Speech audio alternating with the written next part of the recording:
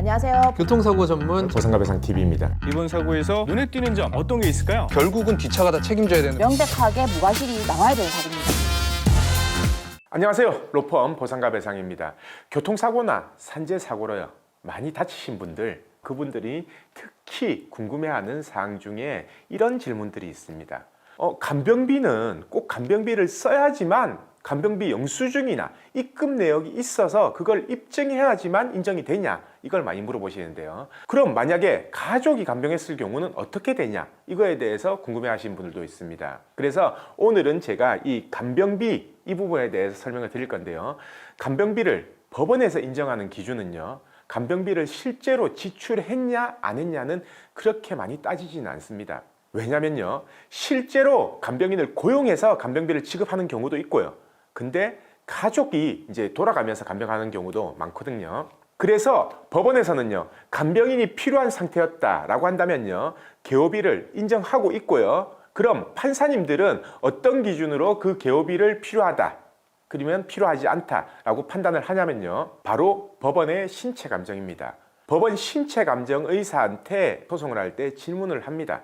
이 사람의 상태가 간병인이 필요한 상태냐 아니면은 필요 없는 상태냐. 만약에 필요하다면 하루에 몇 시간 동안 몇 명이나 필요하냐, 그리고 사고 나고 나서부터 언제까지 그게 필요하냐, 이런 질문들을 하는데요. 이렇게 법원에서 신체감정의사한테 질문을 해서 그 의사의 답변에 따라서 판사님은 그 금액을 산정하게 되는 겁니다. 그래서요, 실제로 간병인을 고용하지 않았다라고 하더라도요, 만약 법원에서 8시간 동안 한 명이 계속 필요했었고 사고 난 날로부터 평생 동안 30년 동안 필요하다라고 한다면요, 사실 2022년 기준에요, 간병비가 대략 한 450만 원 정도가 되거든요. 그러면 그게 1년이면은 대략적으로 뭐 한 5,300~400만 원 정도 되겠죠. 30년 정도 되면은 한 17억, 16억, 17억 정도가 계산이 되는 겁니다. 만약에 이제 하루에 4시간 정도가 필요하다라고 한다면은 대략 8억 정도가 계산이 되는 거고요.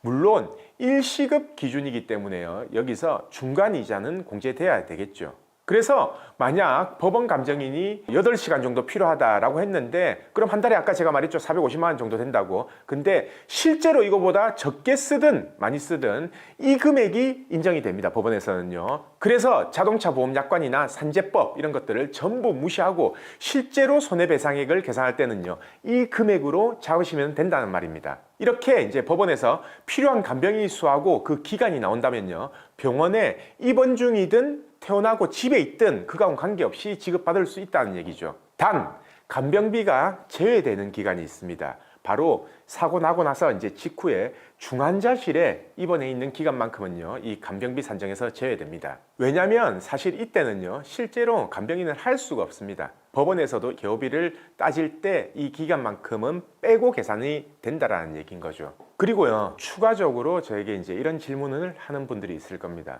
만약 아내가 다쳐서 남편이 직장을 그만두거나 사업체를 그만두고 이 간병을 계속했다. 남편이 소득 같은 경우에 아내가 다치기 전에는 한 1,000만 원 정도 벌고 있었어요. 근데 간병을 계속 하다 보니까 이 1,000만 원을 못 벌게 되는 겁니다. 그럼 이 남편의 1,000만 원도 인정이 되냐? 이 부분에 대해서 궁금할 건데요. 이 경우는 법원에서는 도시일용 근로자, 보통 인부 기준으로 월 한 450만 원 정도까지만 인정이 됩니다.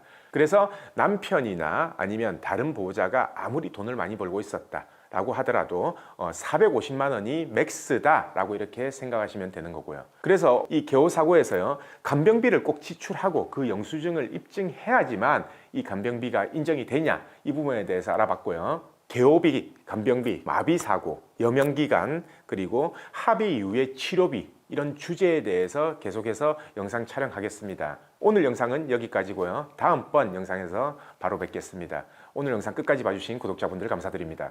저희 보상가배상 로펌은요, 전화, 카카오톡, 폰메일 상담, 카페 상담 등으로 상담받을 수 있습니다. 저희는 서울과 부산에 사무실이 있고요. 전국 번호는 1544-3102로 문의 주셔도 되고, 카카오톡에서 보상가배상을 검색하셔서 카톡으로 문의 주셔도 됩니다. 그리고 이 영상 댓글란을 보시면 메일로 신청하는 링크를 클릭하셔서 자세하게 작성해 주셔도 저희가 전화를 드리고 있습니다.